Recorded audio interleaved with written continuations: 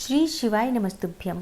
दोस्तों, आज है सोम प्रदोष और आज की वीडियो में आप सुनेंगे सोम प्रदोष व्रत की कथा और वीडियो के अंत में प्रदोष काल के पूजा के शुभ मुहूर्त के बारे में भी संपूर्ण जानकारी दी जाएगी, तो वीडियो को पूरा जरूर देखिए। सबसे पहले भगवान भोलेनाथ का अपने मन में ध्यान करके सोम प्रदोष व्रत की कथा का श्रवण करते हैं। और सोम प्रदोष व्रत की पहली कथा एक ब्राह्मणी और उसके बेटे की है। एक नगर में एक ब्राह्मणी रहती थी। उसके पति का स्वर्गवास हो गया था। उसका अब कोई भी आश्रयदाता नहीं था, इसलिए प्रातः होते ही वह अपने पुत्र के साथ भीख मांगने निकल पड़ती थी। भिक्षाटन से जो भी मिलता था उसी से वह स्वयं का और अपने पुत्र का पेट पालती थी। एक दिन ब्राह्मणी जब घर लौट रही थी तो उसे एक लड़का घायल अवस्था में कराहता हुआ मिला। ब्राह्मणी दयावश उसे अपने घर ले आई। वह लड़का विदर्भ का राजकुमार था। शत्रु सैनिकों ने उसके राज्य पर आक्रमण करके उसके पिता को बंदी बना लिया था और राज्य पर नियंत्रण कर लिया था, इसलिए वह मारा मारा फिर रहा था। राजकुमार ब्राह्मण पुत्र के साथ ब्राह्मणी के घर रहने लगा। एक दिन अंशुमती नामक एक गंधर्व कन्या ने राजकुमार को देखा और उस पर मोहित हो गई। अगले दिन अंशुमती अपने माता पिता को राजकुमार से मिलाने लाई। उन्हें भी राजकुमार भाग गया। कुछ दिनों के बाद अंशुमती के माता पिता को शंकर भगवान ने स्वप्न में आदेश दिया कि राजकुमार और अंशुमती का विवाह कर दिया जाए। उन्होंने वैसा ही किया। ब्राह्मणी प्रदोष व्रत करती थी। उसके व्रत के प्रभाव और गंधर्वराज की सेना की सहायता से राजकुमार ने विदर्भ से शत्रुओं को खदेड़ दिया और पिता के राज्य को पुनः प्राप्त करके आनंद पूर्वक रहने लगा। राजकुमार ने ब्राह्मण पुत्र को अपना प्रधानमंत्री बनाया। ब्राह्मणी के प्रदोष व्रत के महात्म्य से जैसे राजकुमार और ब्राह्मण पुत्र के दिन फिरे, वैसे ही शंकर भगवान अपने अन्य सभी भक्तों के दिन भी फेरते हैं। सोम प्रदोष व्रत की पहली कथा समाप्त हुई और अगली कथा सुनने से पहले कमेंट बॉक्स में हर हर महादेव जरूर लिखिए। प्रदोष व्रत की दूसरी पौराणिक कथा के अनुसार एक बार किसी नगर में एक बड़ा साहूकार रहता था। उसके घर में पैसों की कोई भी कमी नहीं थी, लेकिन उसके कोई संतान नहीं थी। कोई संतान न होने के कारण वह बहुत दुखी रहता था। संतान प्राप्ति के लिए वह हर सोमवार को व्रत रखता था और पूरी शिव भक्ति के साथ मंदिर जाता था और भगवान शिव और माता पार्वती की पूजा करता था। पति पत्नी दोनों माता पार्वती और भगवान भोलेनाथ की पूजा किया करते थे। तो उनकी भक्ति देखकर एक दिन माँ पार्वती प्रसन्न होकर साहूकार की इच्छा पूरी करने के लिए भगवान शिव से अनुरोध करने लगी। पार्वती जी के आग्रह पर भगवान शिव ने कहा कि हे पार्वती, इस संसार में हर प्राणी को उसके कर्मों का फल मिलता है और जिसके भाग्य में जो लिखा होता है उसे वो भोगना ही पड़ता है। लेकिन पार्वती जी ने उस साहूकार की भक्ति देखकर उसकी मनोकामना पूर्ण करने की इच्छा व्यक्त की। माता पार्वती के आग्रह पर भगवान शिव जी ने साहूकार को पुत्र प्राप्ति का वरदान तो दिया, लेकिन उन्होंने बताया कि वह बालक 12 वर्ष तक ही जीवित रहेगा। माता पार्वती और भगवान शिव की बातचीत को साहूकार सुन रहा था, इसलिए उसे न तो इस बात की बहुत खुशी हुई और न ही बहुत दुख हुआ, बल्कि वह पहले की ही भांति भगवान शिव की पूजा करता रहा। कुछ समय के बाद साहूकार की पत्नी ने एक पुत्र को जन्म दिया। जब वह बालक 11 वर्ष का हुआ तो उसे पढ़ने के लिए काशी भेज दिया गया। साहूकार ने पुत्र के मामा को बुलाकर उसे बहुत सारा धन देते हुए कहा कि तुम इस बालक को काशी विद्या प्राप्ति के लिए ले जाओ। तुम लोग रास्ते में यज्ञ कराते हुए जाना और ब्राह्मणों को भोजन दक्षिणा देते हुए जाना। दोनों मामा भांजे इसी तरह यज्ञ करते और ब्राह्मणों को दान दक्षिणा देते काशी नगरी निकल पड़े। इस दौरान रात में एक नगर पड़ा, जहां नगर के राजा की कन्या का विवाह हो रहा था। लेकिन जिस राजकुमार से उसका विवाह होने वाला था वह एक आंख से काना था। राजकुमार के पिता ने अपने पुत्र के काना होने की बात को छुपाने के लिए सोचा कि क्यों न साहूकार के पुत्र को दूल्हा बनाकर राजकुमारी से विवाह करा दूं।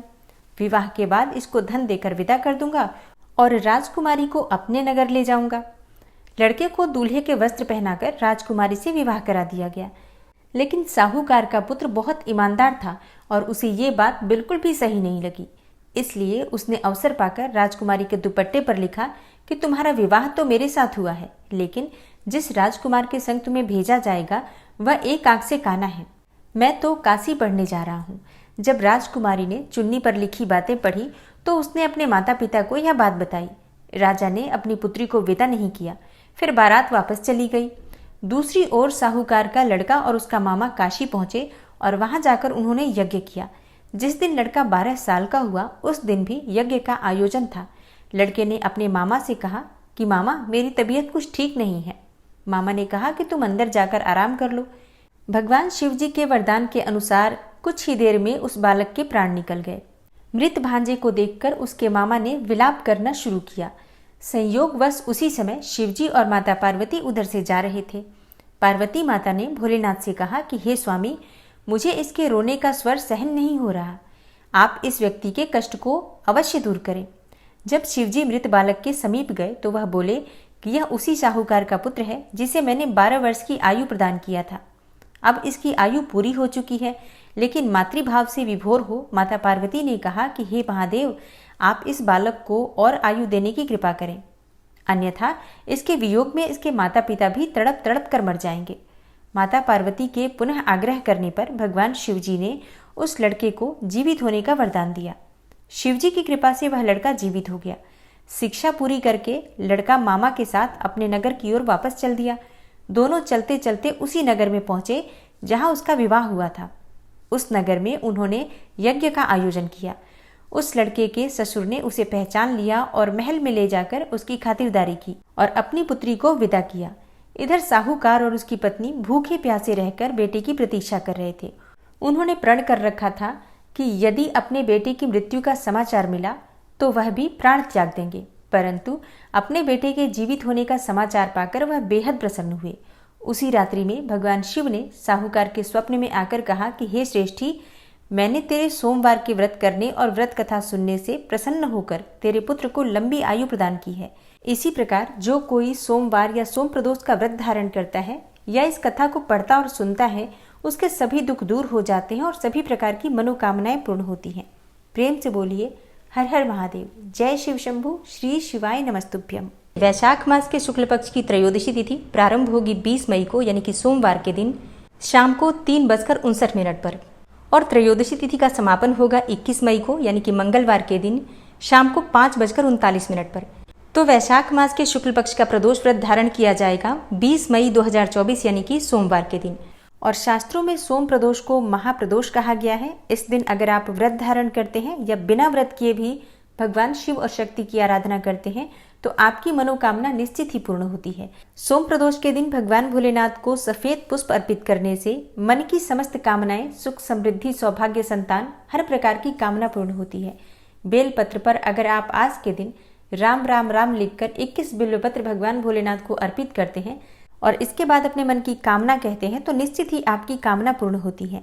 आज के दिन धतूरे का फल भगवान भोलेनाथ को अर्पित करने से हर प्रकार के कष्टों से छुटकारा मिल जाता है। दुख, दरिद्रता, गरीबी, रोग, व्याधि और शत्रुओं से छुटकारा मिल जाता है धतूरे का फल अर्पित करने से। और जिन दंपतियों को संतान प्राप्ति की कामना है, सोम प्रदोष के दिन उन्हें धतूरे का पुष्प अर्पित करना चाहिए। सोम प्रदोष के दिन इत्र अर्पित करने से मान सम्मान की प्राप्ति होती है, यश प्रतिष्ठा की प्राप्ति होती है।